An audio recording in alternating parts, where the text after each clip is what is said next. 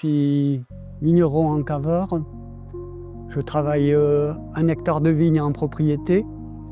Ces vignes sont quelque peu dispersées puisqu'elles se situent sur 11 parcelles entre Vétro et Sierre.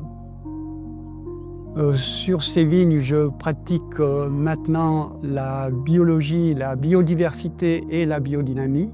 J'ai d'abord commencé par la biodiversité, ensuite la biologie et la dernière étape, ça a été la biodynamie. Avant d'aller plus loin, prenons un instant pour comprendre 3 notions essentielles dans le travail de ce vigneron.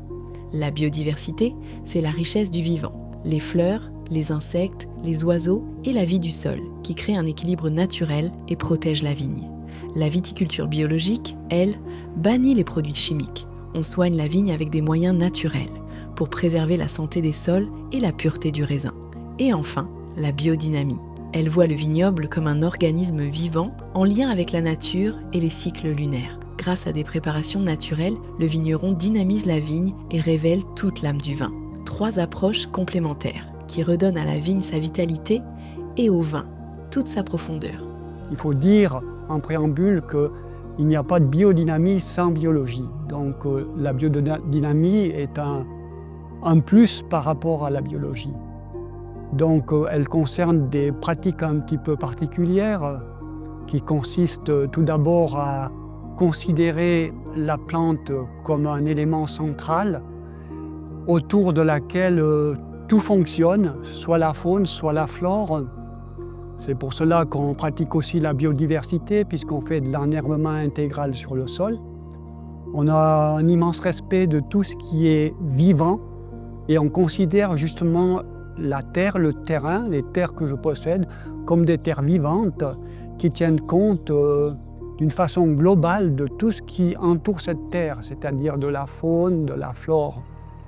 Et pour arriver à ces résultats, on a des pratiques qui sont un petit peu spéciales. En plus des matières qu'on utilise en biologie, on travaille avec des décoctions, des tisanes, des purins qui sont formés par des plantes, par des excréments d'animaux. Et ces préparations, elles sont très souvent dynamisées pour en retirer le plus de profit possible. Et elles sont ensuite répandues à des doses homéopathiques sur le sol ou sur la plante, suivant les résultats qu'on veut obtenir, soit qu'on veut un entretien du sol, soit qu'on veut une défense de la plante. Et ces pratiques ont l'avantage de renforcer la plante. C'est ce qu'on parle souvent de bioprotection.